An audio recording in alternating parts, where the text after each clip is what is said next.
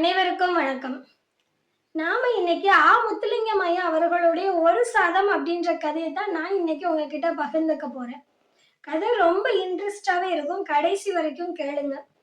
அதாவது தன்னோட சொந்த நாட்டுல இருந்து புலம்பெயர்ந்த ஒரு தமிழர் வேற ஒரு நாட்டுல போய் தன்னோட முயற்சியினால வாழ்க்கையில எப்படி முன்னேறினாரு அப்படின்ற பத்தி தான் இந்த கதை.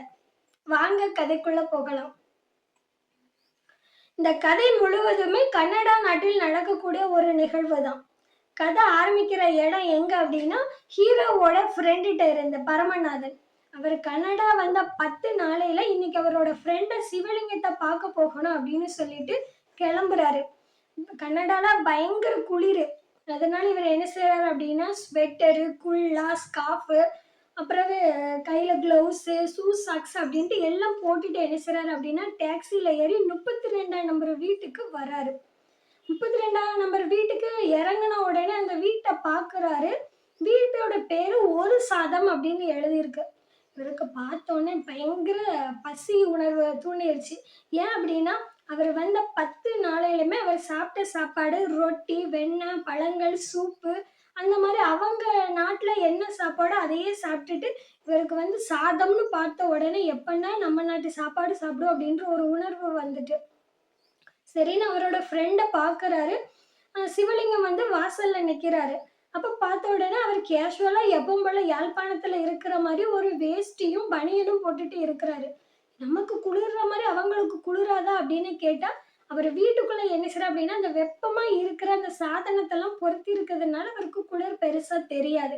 2 ஃப்ரெண்டும் பார்த்த வேகத்துல என்ன செய்யறாங்க அப்படின்னா, ஆற தழுவிக்கிறாங்க. ஏன்னா ரொம்ப வருஷம் ஆச்சுல்ல, ஒரு 13 வருஷம் இருக்கும்னு நினைக்கிறேன். அந்த மாதிரி 2 பேரும் பார்த்தோன்னே ஆற தழுவிக்கிட்டு நலம் விசாரிச்சுக்கிட்டு இருக்காங்க. அப்ப சிவலிங்கத்தோட மனைவி உள்ள இருந்து வர பூர்ணிமா. அவ கல்யாணத்துக்கு முன்னாடி எப்படி இருந்தாலோ அதே போலதான் இருக்கா. சிவலிங்கத்துக்கும் பூர்ணிமாவுக்கும் காதல் கல்யாணம் தான். அதனால இவன் எப்ப பார்த்தாலும் பூர்ணிமாவை 13 வருஷத்துக்கு முன்னாடி எப்படி பார்த்தானோ அதே போலயே இப்பவும் இருக்க அழகி அப்படின்னு நினைச்சிட்டு இருக்கான். சரின்ட்டு 2 பேரும் என்ன செய்றாங்க அப்படின்னா, பேசிட்டே உள்ள போறாங்க. சிவலிங்கத்துக்கு 2 பொண்ணுங்க இருக்காங்க. 13 வயசுல ஒரு பொண்ணும், 4 வயசுல ஒரு சின்ன பொண்ணும். எல்லாரும் உட்கார்ந்து பேசிக்கிட்டு இருக்கும்போது பரமநாதன் அப்பதான் கேட்கிறான், வீட்டுக்கு ஏன்டா ஒரு சாதம்னு பேர் வச்சிருக்க அப்படின்னு சொல்லிட்டு. உடனே சிவலிங்கம் சிரிக்கிறான். அதுவாடா, யாழ்ப்பாணத்துல இருந்து யாராவது வந்தாங்க அப்படின்னா அவங்களுக்கு இந்த குளிர்ல ஒருவேளை சோறாவது போடலன்னு சொல்லிட்டு தான் அந்த பேர் வச்சேன் அப்படின்னு சிரிச்சுக்கிட்டே சொல்லுறாரு. இதை கேட்ட அவரோட பெரிய பொண்ணு சிரிச்சுக்கிட்டே என்ன செய்யறா அப்படின்னா உள்ள ஓடுறா. அப்ப எப்படிடா இங்கெல்லாம் சாப்பிட்றீங்க? ஒரே ரொட்டி, பன்னு, சூப்பு. அப்பப்பா, நான் நம்ம நாட்டு சாப்பாடு எப்பண்டா சாப்பிடுவோம் அப்படின்னு தோணிருச்சுடா அப்படின்னு. அப்போ பூர்ணிமா சொல்றா, அது எப்படின்னு இப்படி சொல்லிட்டீங்கோ? நம்ம நாட்டு சாப்பாடு எல்லாம் இங்க கிடைக்கும் தானே அப்படின்னு சொல்லும்போது, நீங்க சாப்பிடும்போது பாருங்கோ அப்படின்னு சொல்லுறான். உடனே இவன் பாருங்கன்னு சொன்னோடனே, இன்னைக்கு எப்படி நம்ம ஒரு பிடி நம்ம நாட்டு சாப்பாடை சாப்பிட்டுறலாம் அப்படின்னு சொல்லிட்டு யோசிச்சுக்கிட்டே பேசிக்கிட்டே இருக்காங்க 2 பேரும். அப்பதான் பரமநாதனுக்கு யோசனை வருது. அவனோட பழைய நினைவுகள் எல்லாம் அங்க வச்சு யோசிச்சுக்கிட்டு இருக்கான். அதாவது சிவலிங்கமும் சரி, பரமநாதனும் சரி, ஒண்ணா என்ன செய்றாங்க அப்படின்னா சிஏ படிக்கிறாங்க, சார்ட்டர்ட் அக்கௌண்ட். 2 பேருமே படிக்கிற காலத்துல வந்து சிவலிங்கம் வந்து படிக்கிற அந்த சிஏ புத்தகத்தை தவிர மத்த எல்லா வகையான புத்தகத்தையுமே படிப்பா. அதாவது ஒரு அறிவு ஜீவி மாதிரி. எல்லா இடத்துல இருந்து எந்த புத்தகம் மூலமா தன்னோட அறிவை பெருக்கிக்கலாம் அப்படின்ற மாதிரி தான் சிவலிங்கம் பார்ப்பாரு. சரின்னு இவன் எங்க சிஏல பாஸ் ஆக போறான் அப்படின்னு நினைச்சுக்கிட்டு இருக்கவங்க மத்தியில இவர் என்ன கடைசி ஒரு மாசத்துல உட்கார்ந்து படிக்க ஆரம்பிச்சு என்ன செய்றாரு அப்படின்னா, சிஏல பெரிய அளவுல மார்க் எடுத்து பாஸ் ஆயிடுறாரு. இதை நினைச்சு எல்லாருக்குமே பயங்கர ஷாக்கு.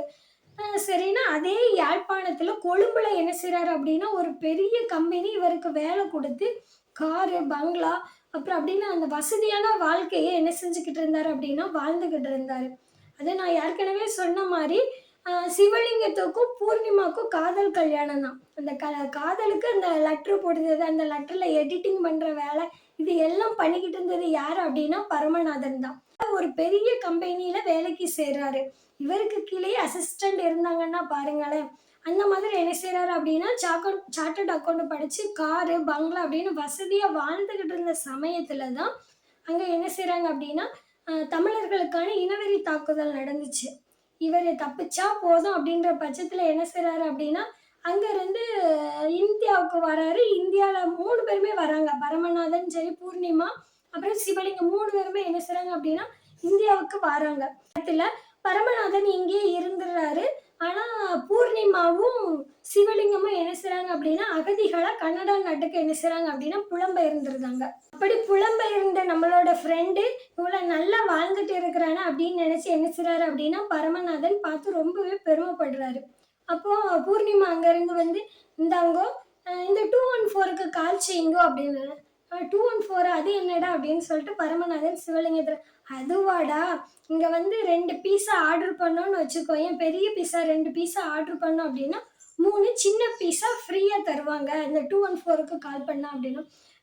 பெரிய பீஸா உனக்கும் எனக்கும், சின்ன பீஸா இவங்க 3 பேருக்கும் அப்படின்னு சொன்னோன்னே இவர் எனக்கு ஐயோ இவ்வளோ நேரம் நான் சாப்பாடு கிடைக்கும்லான்னு நினச்சேன், பீஸா கொடுத்து தான் இப்படி என்னை வழி அனுப்ப போறியா அப்படின்னு சொல்லிட்டு ஃப்ரெண்டுகிட்ட என்ன செய்கிறேன் அப்படின்னா பேசிகிட்டு இருக்கும்போதே பூர்ணிமா சொல்கிறா அது என்ன இப்படி சொல்லிட்டேங்கோ, யாழ்ப்பாணத்தில் இருக்கிற எல்லா வகையான சாப்பாடுமே இந்த 214க்கு கால் பண்ணால் கிடைக்கும், நீங்கள் வேணால் பாருங்க அப்படின்னு சொல்லும்போது ஆர்டர் பண்ண 15வது நிமிஷத்தில் என்ன செஞ்சுட்டு அப்படின்னா சாப்பாடு வந்துட்டு. அதாவது அங்கே இருக்கிற சம்பா அரிசி சோறு, மீன் குழம்பு, கூட்டு, பொரியல், அந்த மாதிரி எல்லாம் வெரைட்டியாக பார்த்தோன்னே அவன் சாப்பாடை பார்த்தோன்னே அந்த சாப்பிட்டுட்டு அவன் கண்ணில் இருந்து அப்படி ஒரு தண்ணியா அப்படின்னா 10 நாளாக ஆச்சு அந்த சாப்பாடெல்லாம் பார்த்து.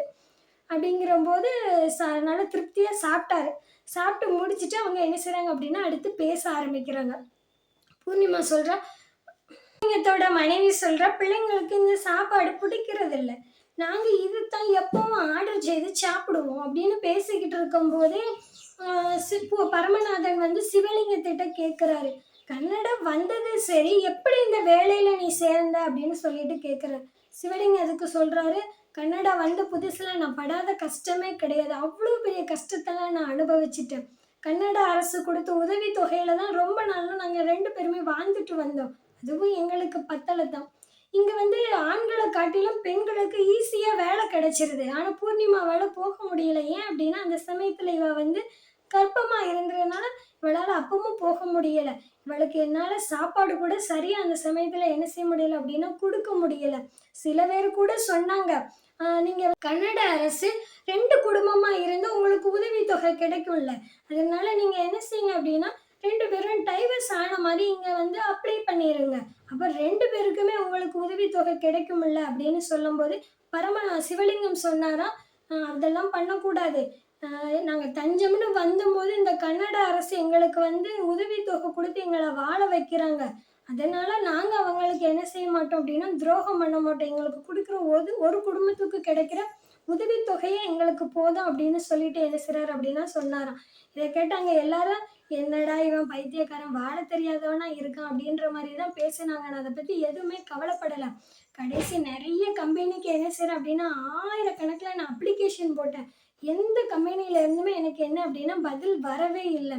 கடைசியாக ஒரு தமிழரான சுந்தரம் அப்படின்றவர் மூலமாக தான் எனக்கு ஒரு கம்பெனியில் வாட்ச்மேன் வேலை கிடைச்சிச்சு. நைட் டியூட்டி வேலை தான், எதுவுமே இல்லாததுக்கு அந்த வேலையாவது மிச்சம் அப்படின்னு சொல்லிட்டு நான் அந்த வேலையை பார்க்க ஆரம்பித்தேன். இந்த கன்னடாவோட குளிரில் அப்படியே உறைஞ்ச மாதிரி ஆயிடுவோம், சில சமயம் அந்த பனி உறைஞ்சதுல ரத்தமே வர ஆரம்பிச்சிடும். அந்த மாதிரி தான் ஒரு நாள் என்ன ஆச்சு அப்படின்னா இவன் நைட் டியூட்டி பார்த்துட்டு வீட்டுக்கு வரும்போது அவன் கை கால்லாம் மரத்து போயிருந்துச்சு. சரின்னு ஷூவை கலட்டுறான், காலில் இருந்து அவ்வளோ ஒரு ரத்தம். இதை பார்த்து பூர்ணிமா கதறி அழுதாலாம். அவ்வளோலாம் நான் கஷ்டப்பட்டேன், இருந்தாலும் என்னோட முயற்சியெல்லாம் நான் விடலை. நான் வேலை பார்க்குற அந்த வாட்ச்மேனாக வேலை பார்க்குற அதே கம்பெனியோட பிரசிடென்ட்டு வரும்போது போகும்போதெல்லாம் நான் என்ன செய்வேன் அப்படின்னா அப்ளிகேஷன் கொடுப்பேன், எனக்கு அது தெரியும் இது தெரியும் சிஏ தெரியும் அப்படின்னு சொல்லிட்டு அந்த கம்பெனிக்கு நான் அடிக்கடி அப்ளிகேஷன் போட்டுகிட்டே இருப்பேன். ஆனால் அவர்கிட்ட எந்த பதிலுமே எனக்கு வராது. இப்படி தான் ஒரு நாள் என்ன ஆச்சு அப்படின்னா இந்த கம்பெனியோட தலைவர் ஒரு நாள் ஒரு புக்கு படிச்சுக்கிட்டு இருந்தார். ஜேம்ஸ் கிளிக்கோட கேயோஸ் புத்தகம் தான் அந்த புத்தகம். யாருக்கிடவே சிவலிங்கத்துக்கு வந்து கொழும்புல இருக்கிற போது புத்தகம் வாசிக்கிற பழக்கம் ரொம்பவே உண்டு. அவன் ரூமில் இல்லாத புத்தகமே கிடையாதான். ஆனால் இவனுக்கு அந்த புத்தகத்தை பார்த்தோன்னே இதில் என்ன இருக்குது அப்படின்னு சொல்லிட்டு பார்க்குறதுல ஒரு ஆர்வம். அந்த சமயத்தில் என்னாச்சு அப்படின்னா அங்கே இருக்கிறவங்க எல்லாரும் இந்த புக்கெல்லாம் படிச்சுக்கிட்டு இருந்த ஒரு காலம். இவனும் சரின்னு சொல்லிட்டு காசு அந்த சமயத்துல இல்லதான். இருந்தாலும் என்ன செஞ்சான் அப்படின்னா $12 கொடுத்து இந்த புத்தகத்தையும் வாங்கி என்ன செய்யறான் அப்படின்னா படிக்க ஆரம்பிக்கிறான். அந்த புத்தகத்துல இருந்தது எப்படி அப்படின்னா, நம்ம சின்ன விஷயம் அப்படின்ற ஒரு விஷயம் தான் வேற ஒரு இடத்துல பெரிய விஷயமா மாற்றம் அடையும் அப்படின்றது அந்த புத்தகத்தோட தியரி.